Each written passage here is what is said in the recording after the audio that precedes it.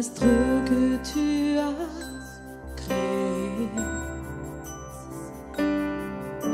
les océans, les mers, tout me révèle ta majesté. Alors mon âme veut s'écrier de tout mon cœur, je veux chanter. Alors mon âme veut s'écrier. Est-ce qu'on peut se lever pour chanter ce chant, s'il vous De plaît? tout mon cœur, Il est je infiniment veux grand. chanter. Oh Dieu, tu es infiniment grand, éternel puissant, roi majestueux.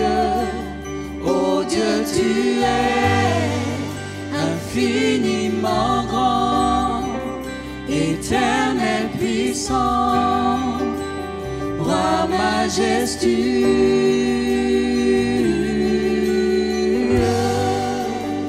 Oui, proclamons-le de tout notre cœur. Quand je songe ce que tu m'as fait, quand je songe ce que tu m'as fait, que tu t'es révélé à moi, que pour moi tu as tout créé, tout me révèle ta bonté. Alors mon âme veut s'écrier de tout mon cœur, je veux chanter. Alors mon âme veut s'écrier de tout mon cœur, je veux chanter. Oh Dieu, tu es infiniment grand, éternel puissant, roi majestueux. Oh Dieu, tu es infiniment grand, éternel puissant, roi majestueux. Oh Dieu, tu es infiniment grand, éternel puissant, roi majestueux. Oh Dieu, tu es infiniment grand, éternel puissant, roi majestueux. Alléluia, merci parce que tu es grand. Oui, tu es vivant, tu es puissant, Seigneur. Alléluia, nous t'adorons ce matin. Nous te disons merci pour la vie. Merci pour le pardon de la croix, Seigneur Jésus. Merci pour le pardon de nos péchés, Seigneur Jésus. Merci pour ton sang versé à la croix. Tu es ressuscité, tu es vivant, Seigneur, tu es grand. Alléluia. Oui, oh Dieu, tu es infiniment grand, éternel puissant, roi majestueux. Oh Dieu, tu es infiniment grand, éternel puissant, roi majestueux.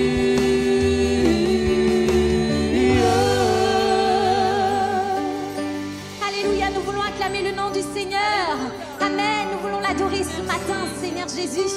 Merci parce que tu es grand. Tu détiens notre vie entre tes mains, Seigneur Jésus. Tu es éternel, tu es l'alpha, tu es l'oméga, Seigneur. Oui, Seigneur Jésus, merci. Merci, Seigneur, pour la croix. Merci parce que tu vis, tu es au milieu de nous. Oui, le Père, le Fils, le Saint-Esprit. Amen. Sois glorifié, toi, Père éternel. Alléluia, Jésus. Gloire à ton nom, Seigneur. Oui, nous voulons le chanter encore, l'adorer encore ce matin, n'est-ce pas? Eh bien, où que nous soyons, eh bien, malgré la distance que nous avons ce matin, nous voulons dire oui, notre Dieu est là au milieu de nous. Amen. Alléluia. Oui, il est le Père, le Fils et le Saint-Esprit. Est-ce qu'on peut le chanter de tout notre cœur? Amen. À ceux qui te cherchent, tu révèles ton nom. Amen. Gloire à toi, Seigneur.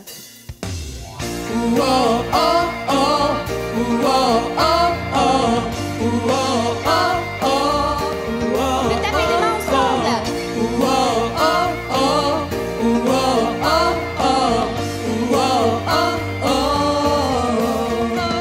À ceux qui te cherchent, tu révèles ton nom.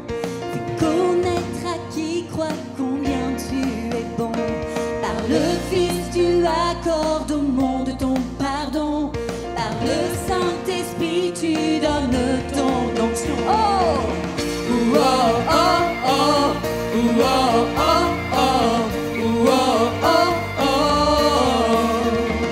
Tu sièges au milieu des louanges de ton peuple. Tu cherches en chacun de vrais adorateurs. Tu fais de nos vies le temple de ton esprit, la demeure du Dieu créateur. Tu es Dieu, le seul vrai Dieu, Père, Fils et Saint-Esprit, tout-puissant, éternel, vivant.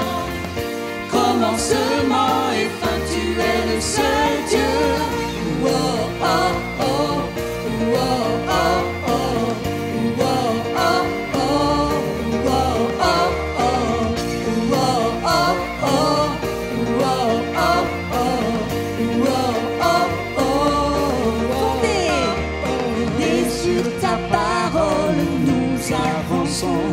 quand tes promesses avec foi nous demeurons.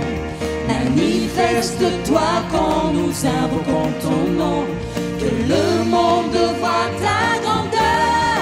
Tu es Dieu, le seul vrai Dieu. On peut taper des mains ensemble. Père, Fils et Saint-Esprit, tout-puissant, éternel, vivant.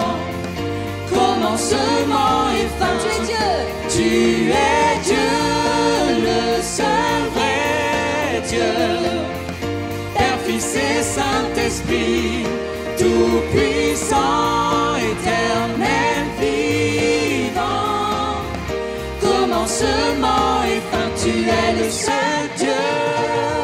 Alléluia, on peut taper des mains ensemble pour louer le nom du Seigneur. Oui, lui le seul Dieu.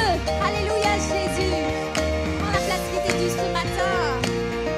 Oui, nous l'adorons. Avec nos voix, on peut le reprendre ensemble. Oui, tu es Dieu, le seul vrai Dieu, Père, Fils et Saint-Esprit, tout-puissant, éternel, vivant. Commencement et fin, tu es le seul Dieu.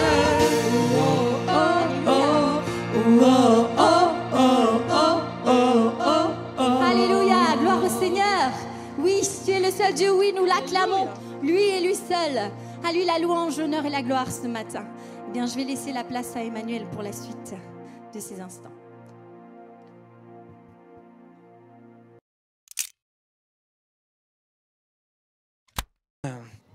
Amen, amen, amen.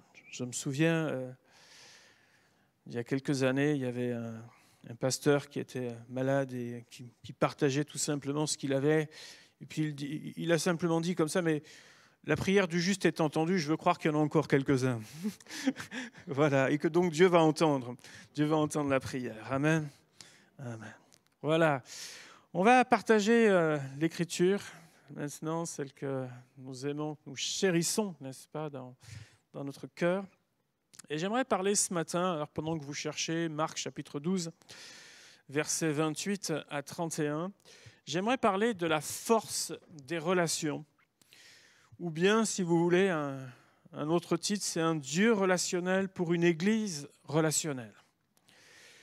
Nous sommes dans une société qui nous pousse, vous le savez, à la compétition et à l'individualisme. Il faut être les meilleurs. Voilà, il n'y a pas de place pour les deuxièmes.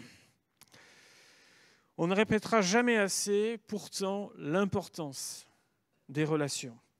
Nous avons été créés avec ce besoin d'aimer, mais aussi d'être aimés. Priver un petit enfant d'affection, pourtant vous lui mettez tout avec les perfs et compagnie pour pouvoir survivre, et rapidement vous allez vous rendre compte que ce n'est pas que des tuyaux dont il a besoin, c'est aussi de sa maman, de son papa aussi bien sûr. Le début du livre de la Genèse nous décrit la nécessité d'avoir un vis-à-vis et d'être en relation ou en communion aussi bien avec Dieu qu'avec nos semblables.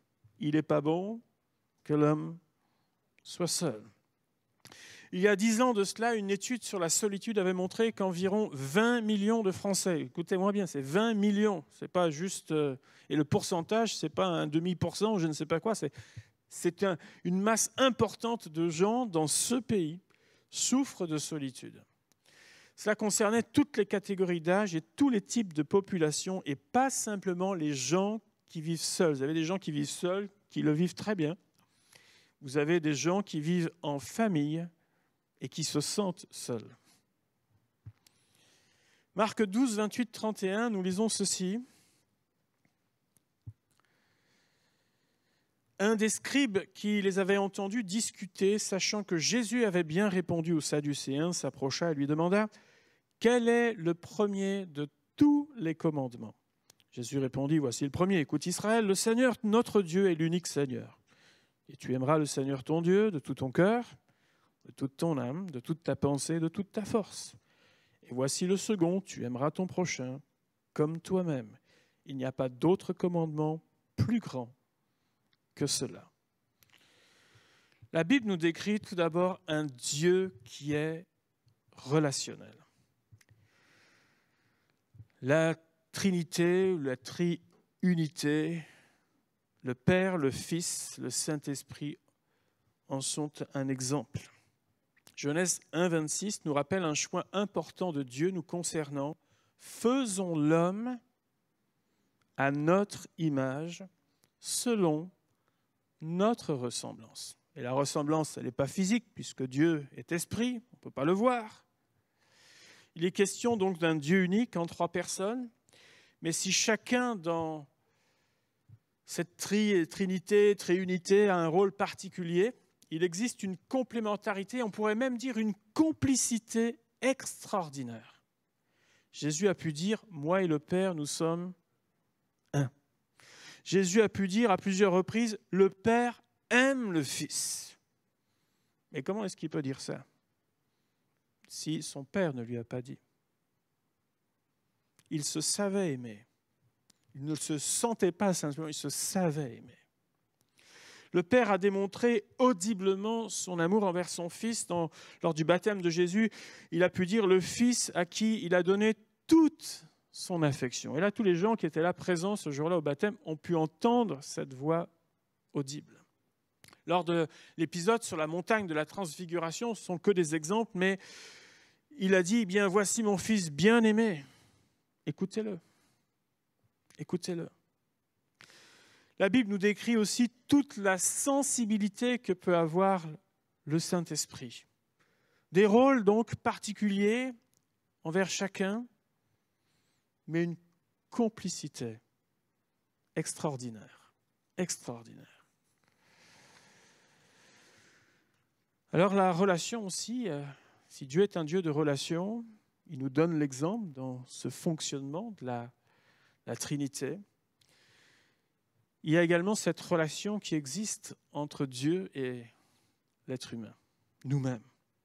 La Bible nous dit que Dieu nous a tant aimés, Jean 3,16, qu'il s'est donné pour nous. Et l'un des noms qui a été donné à Jésus, c'est Emmanuel. Vous le savez, ça veut dire Dieu avec nous, celui qui est venu parmi les hommes. Pas juste à essayer de régler de loin. Non, il est venu parmi nous. Je ne sais pas si on peut s'imaginer à l'époque de Jésus, mais Jésus être là. Enfin, moi, j'aurais préféré qu'il soit là, d'ailleurs. Je Je me serais assis avec vous et croyez-moi, j'aurais pris des notes. Parmi nous, le voir à la fin d'une rencontre comme celle-ci, vous ne serez pas allé se cacher dans une pièce pour dire « Oh là là, je ne veux pas que les gens... » Non, non. Il serait allé au contact d'un tas de personnes. Et parfois, on sait que juste un mot aurait tapé dans le mille pour quelqu'un. Dire « C'est bon, j'ai ma réponse. C'est bon, je sais. » Parfois, un regard aurait suffi de Jésus. Et c'est ce qu'il a fait lorsqu'il est venu parmi les hommes. Lorsque nous venons à Dieu, Paul expliquera que nous avons été adoptés, nous sommes devenus des fils et des filles légitimes.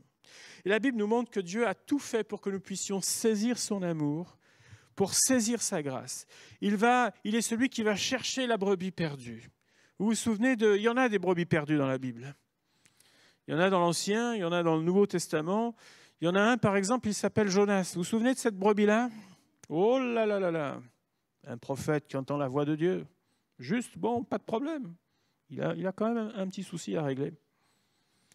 Et moi, ce que j'aime dans ce livre de Jonas, c'est que à la fois Dieu est suffisamment compatissant pour aller vouloir sauver une ville qui n'a même pas la crainte de Dieu, lui donner l'occasion de se tourner, de se repentir, afin qu'elle puisse changer. Donc si Dieu veut s'adresser aux foules, veut même s'adresser à l'inconnu, il a aussi dans ce même livre un serviteur qui à un moment donné a un souci et il ne veut pas le laisser tomber. À aucun moment il veut le laisser tomber. Et il fera tout dans ce livre pour qu'il puisse se ressaisir. Il fera tout dans ce livre pour qu'il puisse comprendre ses voies. Et même si on n'a pas le dénouement de l'histoire, jusqu'au bout, jusqu'au dernier chapitre, Dieu laissera l'occasion à Jonas de pouvoir saisir ce que signifie la grâce de Dieu. Non seulement pour les autres, mais pour lui aussi. Vous vous souvenez d'Élie, le prophète, qui à un moment donné, tout a lâché dans sa vie, après avoir fait des choses extraordinaires. Et vous savez, si on avait été dans ce monde de compétition, vous savez ce qu'on aurait fait ? On aurait dit, Élie, tu as été le meilleur pendant un temps. Mais aujourd'hui, tu es défaillant. Pose-toi, on va en mettre un autre. C'est pas comme ça que ça se passe. On trouvera quelqu'un. On trouvera quelqu'un pour faire le travail. On trouvera quelqu'un. Un autre se lèvera parce qu'il y a toujours eu un reste en Israël. Mais qu'est-ce qu'a fait Dieu ? Il est allé le chercher dans son désert, dans sa solitude, dans sa difficulté, dans l'incapacité à résoudre sa problématique, pour lui dire, moi, Élie, que tu fasses ou que tu ne fasses pas, de toute façon, je t'aime. Que tu avances ou que tu n'avances pas, moi, de toute façon, ton âme m'intéresse, ta vie m'intéresse. Et à partir de là, tout un processus se met en place. Et vous remarquerez que Élie, par la suite, n'a jamais fait ce qu'il a fait auparavant. Il a servi à transmettre à un autre par la suite, mais Dieu l'a aimé et Dieu l'a restauré. Et Dieu est venu ensuite l'enlever, le chercher. Que Dieu soit béni pour ça. Vous vous souvenez de Pierre dans la parole de Dieu, qui a lui aussi, on pourrait dire, lamentablement échoué après avoir fait tant de belles promesses. Et vous savez, on est un peu comme tous les politiques et un peu comme Pierre. Nous aussi, on a fait des promesses, n'est-ce pas ? Est-ce qu'on les a tenues ? Ça, c'est autre chose. Mais Jésus a dit, on ne va pas en rester là. On ne va pas en rester là. Même si toi, tu te mets sur la touche, même si toi, tu n'y crois plus, moi, j'y crois encore. Et je veux que tu te relèves. Dieu est celui qui va chercher la brebis perdue, celui qui est en train d'être en rupture de communion, en rupture de relation avec Dieu. Dieu veut le chercher et rétablir ce lien qui est coupé. Bien entendu, tout cet amour nécessite une réponse pour notre part. Et lorsque nous venons à Dieu, ce Dieu qui est un Dieu de communion, ce Dieu qui est relationnel, non seulement dans la Trinité, non seulement envers nous, ce Dieu-là se manifeste. Et si nous considérons que nous avons été créés à l'image de Dieu, les enfants de Dieu que nous sommes deviennent des hommes et des femmes de communion et relationnelle. Amen. C'est pas comme ça que ça doit se passer. On pourrait aisément résumer la Bible en disant que le plan de Dieu pour nos vies, c'est Jean 3,16. Dieu nous a tant aimés qu'il s'est donné afin de nous sauver. Et on pourrait le résumer comme c'est écrit dans Marc 12, ce que nous avons lu. Tu aimes ton Dieu, tu apprends aussi à t'aimer toi-même et tu apprends aussi à aimer ton prochain. Et à partir du moment où tu as compris tout ça, tout découle de source. Tout découle de source. Dieu a dit, faisons l'homme à notre ressemblance. Et l'un des domaines les plus touchés par la marque du péché dans le monde est que les relations sont tordues et elles sont brisées. Il suffit juste d'ouvrir les yeux un instant ou de déboucher un petit peu nos oreilles pour le voir et le constater. La relation, la communion avec Dieu a été brisée. Même en tant qu'enfants de Dieu, nous connaissons et la Bible nous dit que nous saisissons qu'en partie, même si nous sommes en communion avec notre Seigneur. Mais un jour, nous le connaîtrons tel qu'il est. Alléluia.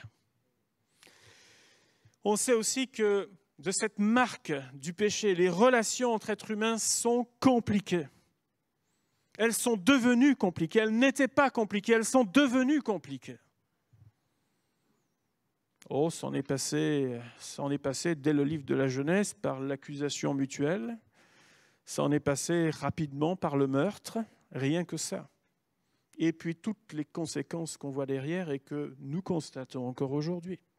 Méfiance, jalousie, la peur d'être déçu, l'incompréhension, on se parle mais on ne se comprend pas. La timidité, le mal-être, sans parler de la méchanceté gratuite. Certains, et alors depuis 1 an on est servi dans ce domaine-là, certains ne savent pas parler sans être agressifs. Il n'y a rien à faire, il faut qu'ils vous piquent. C'est comme ça. On ne peut pas faire une phrase sans que soit que la voix elle monte, soit qu'on agresse l'autre d'une façon ou d'une autre. On en arrive à penser que quand quelqu'un est gentil, ça cache certainement quelque chose. C'est pour vous dire à quel point c'est tordu. Trop gentil pour être honnête. Où est-ce qu'on finit par penser ? Mais dans son passage terrestre, Jésus a passé beaucoup de temps en relation avec les autres, y compris quelques heures avec des gens peu fréquentables. D'ailleurs, on lui a reproché. Non, mais tu vas avec les mangeurs et les buveurs, tu ne sais pas qui est-ce qui est en train de te laver les pieds, là ? Tu ne la connais pas, celle-là ? Tout le monde la connaît dans le coin, mais tu ne sais pas qui c'est, là ? Tu ne sais pas à quoi elle joue ? Plusieurs scènes rapportées dans les évangiles se passent autour d'un repas, avec d'ailleurs de belles expériences. Vous savez que les repas, ça reste un moment important. Même de gros contrats sont signés au repas. Le repas, important. Zachée. Il n'a pas assisté à une grande démonstration théologique. Jésus lui a juste dit, écoute, je m'invite chez toi. Bon, d'accord. Mais quand Jésus sort de là, cet homme-là, il a changé. Il a dit, c'est bon, j'ai compris. Et maintenant, je veux refaire les choses correctement. Un repas, un moment d'échange, un moment de communion entre deux bouchées. Quelque chose se passe. Cette femme dont je parlais un instant, qui a répandu le parfum sur les pieds de Jésus, ça se passait au cours d'un repas, où d'ailleurs ce n'était pas une invitation très sympathique, le but était de piéger Jésus. Jésus, il y va quand même, c'est un bon repas, après tout, il ne va pas refuser. Mais si les autres n'ont peut-être rien compris ce jour-là, il était peut-être là aussi pour elle. Et ce jour-là, la vie de Dieu s'est manifestée en elle. Elle a compris qui elle était. Et Jésus a pu non seulement la pardonner, mais aux yeux des autres la justifier. Que Dieu soit béni pour ça. Et ça s'est passé, ce n'était pas à la synagogue. Ce n'était pas dans un temps de jeûne et de prière. Et je ne dis pas qu'il ne faut pas en faire. Mais ça s'est passé au cours d'un repas, tout simplement.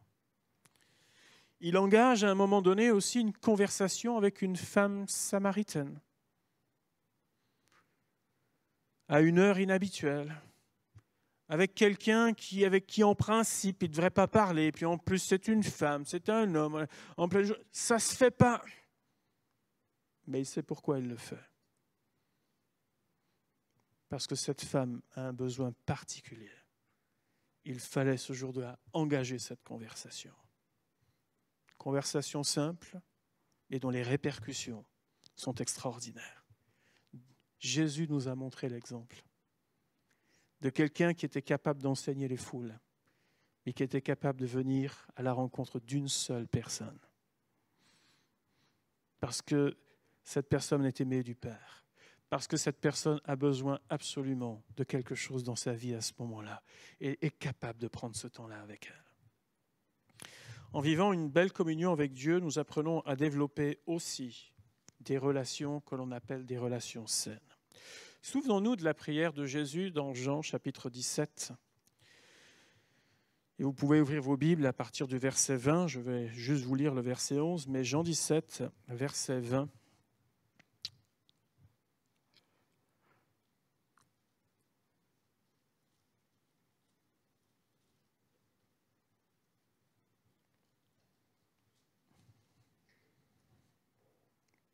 Voilà, je vais juste lire le verset 11, puis après on passe au verset 20. « Père Saint, garde en ton nom ceux que tu m'as donnés, afin qu'ils soient un comme nous. » Verset 20.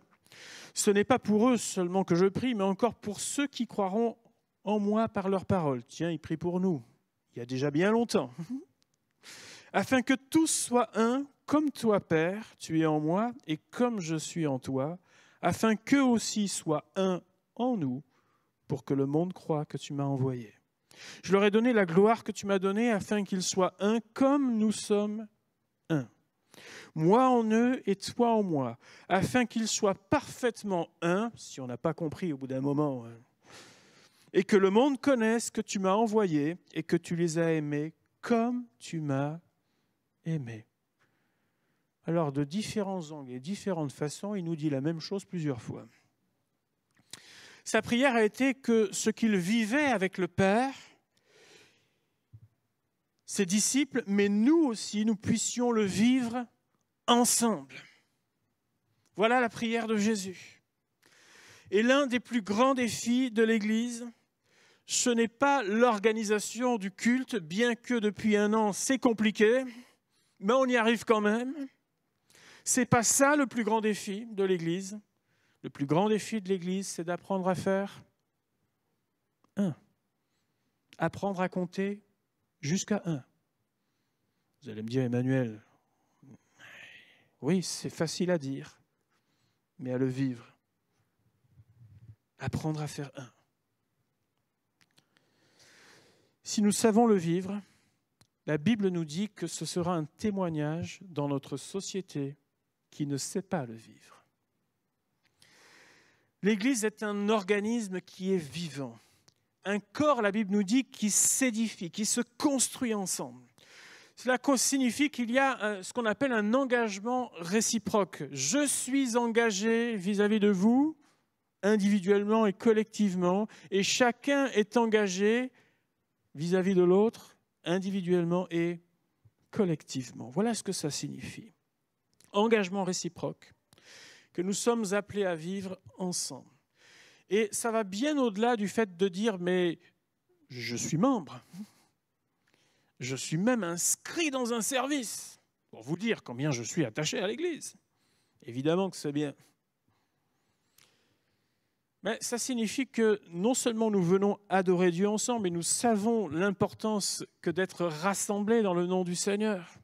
Psaume 133, c'est là. C'est là. La bénédiction, quelque chose de particulier se passe. Mais nous venons aussi ensemble en tant que peuple de Dieu. Vous savez, parfois la réflexion, c'est de dire « mais moi je viens pour le Seigneur ». Bien sûr qu'on vient pour le Seigneur, mais tu ne viens pas tout seul. Sinon, il faut juste ouvrir les yeux, il y a quelqu'un à côté de toi. On vient ensemble auprès du Seigneur. La communion, elle est non seulement et certes dans un même esprit, mais nous sommes en communion d'esprit. Bien sûr qu'on est en communion d'esprit. Mais elle est aussi dans l'échange et la richesse des relations fraternelles. Elle n'est pas qu'une communion d'esprit, elle est aussi une communion tout court. Les Thessaloniciens l'avaient compris, puisque Paul leur dira, pour ce qui est de l'amour fraternel, vous n'avez pas besoin qu'on vous en écrive, car vous avez vous-même appris de Dieu à vous aimer les uns les autres.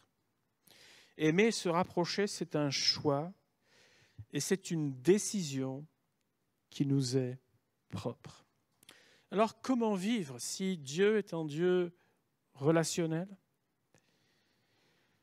Si, en tant qu'enfant de Dieu, c'est notre héritage que d'être des êtres relationnels en communion, non seulement une communion rétablie avec notre Seigneur, mais les conséquences sont aussi une restauration de la communion des relations humaines.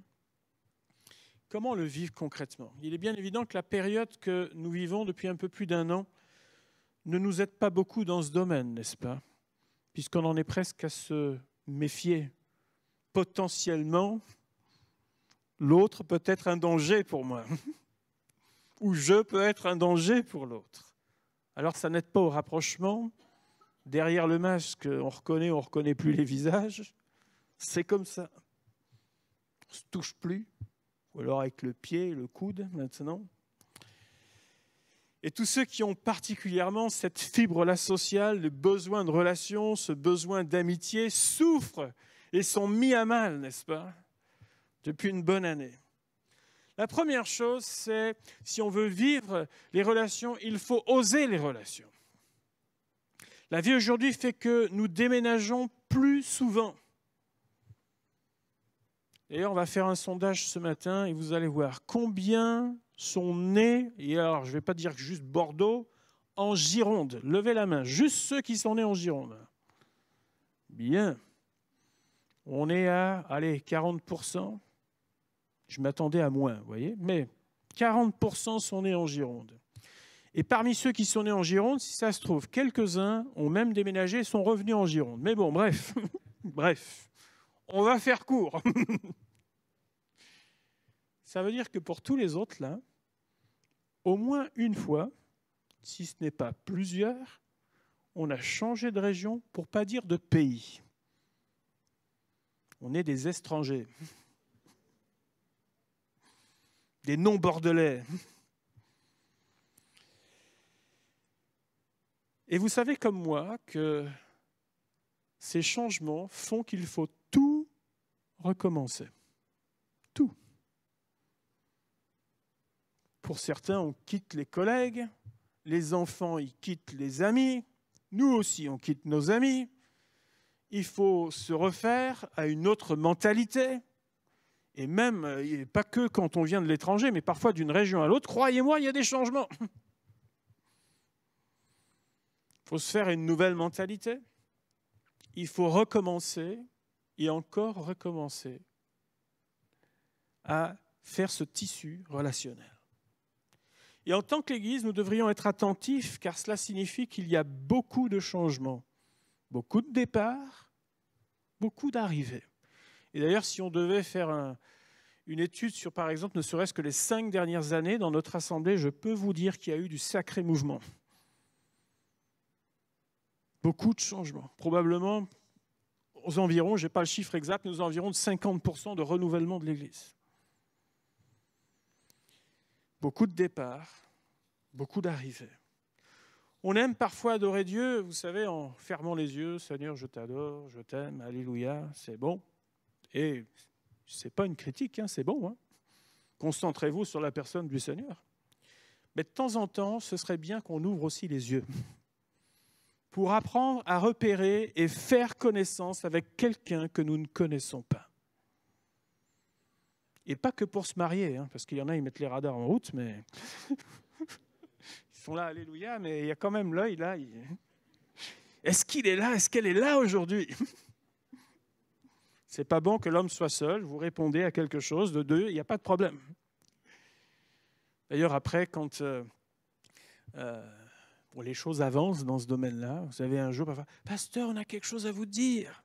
Puis là, vous êtes là, « Ah bon ?» Alors vous faites durer le suspense, comme si vous n'aviez pas vu, vous savez, mais au cas où. « Ah bon ? Et c'est quoi que vous voudriez nous dire ? » Ah ben, c'est que... Et puis au bout d'un moment, vous avez presque envie de les aider. « Bon, allez, ok, c'est bon, on l'a vu. » Même quand l'un était assis là et l'autre là-bas, vous savez, il y a des regards qui ne trompent pas, il y a des attitudes qui ne trompent pas. Mais outre cela, qui reste important, attention, outre cela, bien aimé, et puis je dirais qu'en ce moment, on n'est quasiment plus propriétaire de sa chaise dans l'église. Hein? Parce que l'accueil vous dit, écoutez, vous vous mettez là où on vous place au mieux pour qu'on puisse accueillir le maximum de gens. Et donc, ce qui veut dire que vous n'êtes plus assis à côté des mêmes personnes. Et pourquoi pas prendre 2 minutes à la fin du culte? Non pas pour dire vous êtes nouveau ou nouvelle, parce que vous risquez d'apprendre que la personne est là depuis plus longtemps que vous. Faites une autre question. Mais juste pour dire, on ne se connaît pas. Et si on faisait connaissance? Si on faisait connaissance. Osez les relations. Et pensez juste que quand vous-même, peut-être, vous avez fait partie des gens qui ont déménagé, ça vous avait fait plaisir que quelqu'un vienne vers vous pour vous dire, on ne se connaît pas, on fait connaissance, tout simplement. Ça vous a fait du bien. Être réaliste aussi dans nos attentes et accepter d'être déçu. Parce que si nous parlons de notre restauration, dans notre communion avec Dieu, et vous savez qu'avec de temps en temps, il y a quelques bugs avec ça, non pas dû à Dieu, mais dû à nous, eh bien, sachez aussi que même si Dieu nous restaure dans les relations, des bugs vont exister, même si on est plein de bonnes intentions. N'exigeons pas la perfection ou bien une disponibilité absolue des autres que nous ne sommes pas nous-mêmes capables de donner. On est tous des cas particuliers. Parfois, on sera déçu par rapport à une attente, mais cela ne devrait pas nous décourager par rapport au fait d'aller vers les autres. Si ça se passe mal une fois, mettez ce cas-là particulier de côté, mais pensez aussi à toutes les fois où ça s'est bien passé. Respecter la liberté de chacun et trouver la bonne distance. Une bonne relation passe par le respect réciproque. Si quelqu'un ne vous respecte pas, il n'est pas digne de cette communion, de cette relation-là. À partir du moment où des intérêts entrent en jeu, cela peut vite aussi fausser la relation. J'aime quelqu'un pour ce qu'il peut m'apporter. Non, ce n'est pas ça. Dieu ne nous aime pas par intérêt. Dieu nous aime pour qui nous sommes. Éviter d'avoir un cercle exclusif, mais s'ouvrir à de nouvelles amitiés. Vous savez, au bout d'un moment, ce qu'on fait, c'est qu'on a nos 5, 10, 15 personnes qu'on connaît bien. Et puis, je vais chez toi. Tu viens chez moi. Les enfants jouent ensemble, quand on a les enfants. Et puis, on fait ceci ensemble. On fait ça ensemble. On part même en vacances ensemble. Et puis, ça devient un cercle fermé. Super sympa, mais complètement fermé. Ce qui fait que si quelqu'un ose mettre un petit pied dedans, vous savez, il se sent comme un cheveu sur la soupe. C'est imperméable, cette affaire. Osez vous ouvrir à d'autres amitiés. Et puis une autre chose, c'est soyez vous-même. N'essayez pas de vous inventer un personnage que vous n'êtes pas, avec toutes les qualités du monde que vous n'avez pas. Mais soyez vous-même. Ça évitera la déception après. Moi, je me souviens, il y a quelques années, pour le travail, j'étais aux États-Unis et pour un temps de formation, et j'arrive sur le parking de l'hôtel et vous aviez envie de prendre la photo du truc tellement c'était beau. Et donc, c'est magnifique, c'était de loin, mais ça ressemblait comme un bâtiment historique magnifique, vraiment vu de l'extérieur. Et puis, un jour, je passe au niveau de l'entrée là pour voir, et puis, vous savez, je fais juste ça, là, sur ce qui était censé être de la vieille pierre. Puis ça sonne creux. C'était beau, mais c'était pas vrai. Magnifique. Je vous dis de loin, la photo, elle valait le coup. Mais quand vous vous approchez, un coup d'épaule et ça tombe. Soyons nous-mêmes. Ça ne sert à rien de s'inventer une vie, de s'inventer un personnage que nous ne sommes pas. Nous sommes nous-mêmes. Un être qui est en plein changement, en pleine mutation avec Dieu. Dieu fait ce qu'il peut avec nous et nous, on fait ce qu'on peut aussi avec le Seigneur. Ça avance, peut-être pas comme on voudrait, mais ça avance grâce à Dieu. Et Soyons nous-mêmes, avec nos qualités et puis avec, on va dire, les défauts des qualités. Pour conclure aujourd'hui, beaucoup de choses nous poussent à l'individualisme qui entraîne, vous savez, ce qu'on appelle le repli sur soi. On se protège et on se méfie beaucoup des autres. Et tous les exemples qui nous sont rapportés sont souvent négatifs. On ne parle que de ça. On ne parle que d'abus, on ne parle que de violence, on ne parle que de crise, on ne parle que de crise de couple, on ne parle que de crise familiale, etc., etc. Et ça existe et c'est vrai, bien entendu. Mais pourquoi on ne nous parle jamais ou rarement de la marque laissée par quelqu'un de bienveillant? Pourquoi on ne fait pas cet équilibre? C'est comme si on avait le cerveau qui était, vous savez, martelé que par ce qui est négatif. Or, vous comme moi, nous avons croisé des gens bienveillants.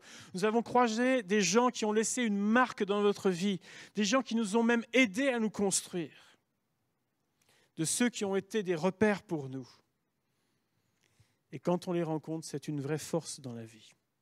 Moi, je crois que dans la communion, non seulement avec Dieu, mais les uns avec les autres, il y a une vraie force qui se dégage. Il y a quelque chose de bon qui ressort. On pourra toujours dire « oui, mais », on a vécu ça, oui, ça existe, mais n'oublions pas tout le reste, tout ce qui a été positif, tout ce qui a été semé dans nos cœurs, parce qu'on a été au contact de nos frères et de nos sœurs. Alors que Dieu nous aide à bâtir solidement nos relations, à être aussi fidèles en amitié. Bien-aimés, j'aimerais juste, alors qu'on va prier un instant, qu'on puisse juste réfléchir à nos vies. Peut-être que dans une relation verticale, vous le savez comme moi, il y a toujours du travail.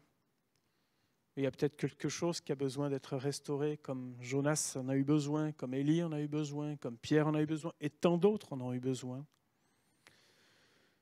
Peut-être que tu as quelque chose à résoudre avec toi-même aussi, à cause de ton expérience de vie.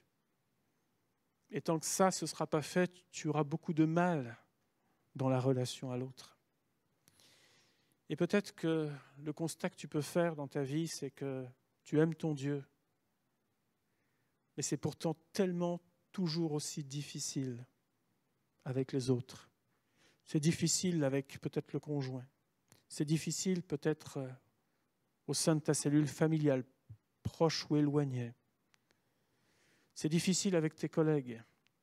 C'est difficile avec tes semblables. Sache, bien-aimé, que tu as besoin, encore une fois, que le divin potier vienne t'aider. Sois-en conscient. Et vis ce que le Seigneur a fait de nous. Faisons l'homme à notre image, à notre ressemblance. Nous voulons croire que quand Dieu touche une vie, tout est possible, n'est-ce pas? Tout est possible. Seigneur, aide-nous à avoir des relations saines avec toi, Seigneur, avec nous-mêmes et les uns vis-à-vis des autres, Seigneur. Apprends-nous ce que ça veut dire que de faire un. Ça ne veut pas dire qu'on perd notre personnalité. Ça veut juste dire qu'il y a ce respect mutuel. Ça veut juste dire qu'il y a le même objectif. Ça veut juste dire qu'il y a un même Seigneur, qu'il y a une même foi et qu'on ne viendra pas toucher notre famille. Notre famille, c'est notre famille. Alléluia. Nous prions le Seigneur. Notre Dieu, nous te remercions. Ta parole, Seigneur, est la vérité. Nous sommes conscients que ce domaine des relations est un vrai défi. C'est un tel chaos aujourd'hui, c'est une telle difficulté, Seigneur. Mais pourtant, nous croyons que l'œuvre de la croix, elle est complète. Non seulement nous sommes réconciliés avec toi, au travers du sang de Jésus, mais nous croyons que cette œuvre nous aide, Seigneur, à retrouver ce que nous avons perdu, au travers, Seigneur, du péché, au travers de ce qui nous séparait. Et nous croyons qu'en toi, les choses se renouent, Seigneur. Qu'en toi, Seigneur, nous apprenons à nouveau à fonctionner tel que tu l'as voulu au commencement. Seigneur, aide-nous à grandir dans les relations. Et nous t'en prions, Seigneur, dans le nom de Jésus. Amen. Amen. Que le Seigneur nous aide.